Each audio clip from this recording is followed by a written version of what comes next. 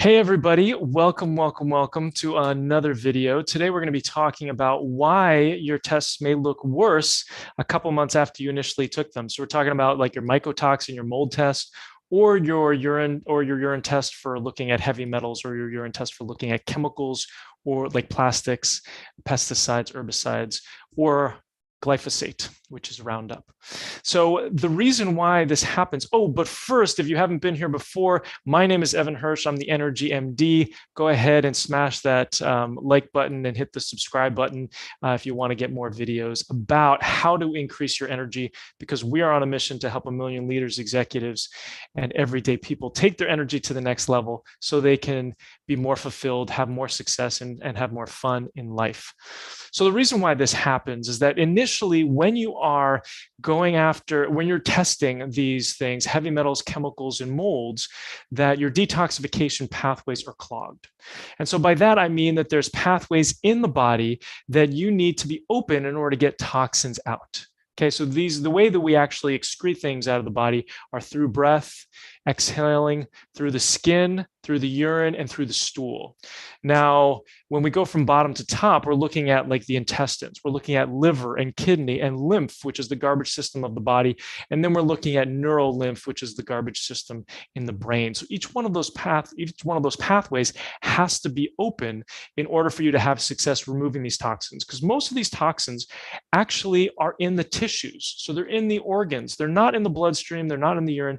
They're in this extravascular space, so outside of the blood vessels. So when you start to remove them and you start to bind them up and you start to pull them into the bloodstream and then collect them in the urine, guess what? Initially, there's not much there, because you have not opened up these clogged pathways. So once you start doing it and you go through our 4-step process, then you are going to notice that you're going to, when you repeat these lab tests, whether it's 3, 6, or 12 months, you're going to notice that there's a whole bunch more toxins that are being dumped of your heavy metals, your chemicals, your molds. And a lot of it has to do with the toxins that you have removed out of the body and this pathway that you have opened up, like we do in step 3 of our process. So hopefully that helps explain things. But what is going to happen over the course of time is that once you see that huge escape, I should say, or that release of a lot of these toxins, is that over time, you're going to see improvement. They're going to be lessening. However, there are some different binding coefficients and some different things to consider. So there are certain things that in the body that want to get out first. And then there are certain binders that we recommend that you take, or certain things that are going to bind up or remove some of these toxins that have preferences with some of these different toxins. Okay, so if we're dealing with molds, chemicals, and heavy metals, there may be some heavy metals, like let's say mercury is going to come out first. And then, so you may notice there's not a lot of lead when you initially check your test, but then 6 months, there's a whole bunch of lead because the mercury is all gone. And now that binder is binding on to the next toxin that is that's ready for it. And then it's going to be moving it out. So that's called the binding coefficient, where each one of these binders, they bind in different ways to different things. And so there's going to be a stacking order of these coefficients, where they're going to bind preferentially to certain things, get those out, then they go to the next thing, get that out. So that's sometimes also what we see, especially when it comes to things like heavy metals, chemicals, and molds, where, if you are exposed to mold, you're going to be usually exposed to different mycotoxins or mold toxins that have been produced by that mold. And then you're going to pull out generally one at a time. So you'll see that one is completely gone, but maybe the next one then is elevated. I just saw the other day, somebody had gliotoxin that was very elevated on their first test and not much on ochratoxin. And then on the test 6 months later, then the gliotoxin is completely gone. And then the ochratoxin is through the roof, because now that's being bound up and pulled out. Now you do have to make sure that you don't have any ongoing exposure to any of these toxins, right? Because if you still have mold in your home, you're still going to be exposed to that. Or if there's a new exposure in some way to this ochratoxin, then that might confuse the picture. But we we've done the testing and we know that there is no new exposure.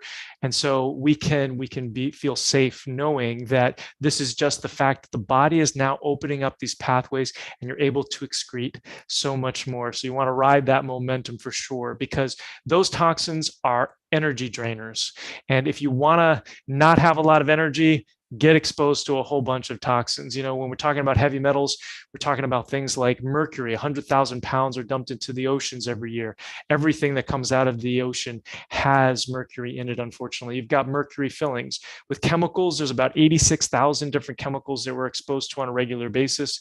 About 287 chemicals are found in baby's cord blood, right? So this is the umbilical cord between the baby and the mom. So just after it comes out, there's already all these toxins in there.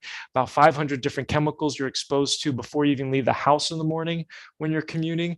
And then with mold, about 50% of all buildings in first world countries have water damage, and most of those have molds. Most people don't believe they've had mold exposure. Maybe if you're watching this video right now, you're like, there's no way that I've had mold exposure. But if you think about it, have you ever lived in a place or worked in a place or had a car that had a leak, a leaky roof, a flood in the basement, or a busted pipe? And it could be at any point in the house's history.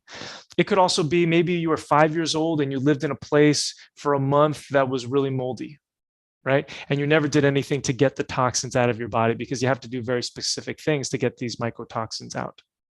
Okay, so hopefully that's helpful for you today. If you learned something new, go ahead and hit that like button. I'd really appreciate it. It helps with the Google algorithm and gets this out to more people. Hit that subscribe button if you want to learn more and follow us on how to take your energy to the next level. I'm Evan Hirsch, and I'm the Energy MD. See you soon.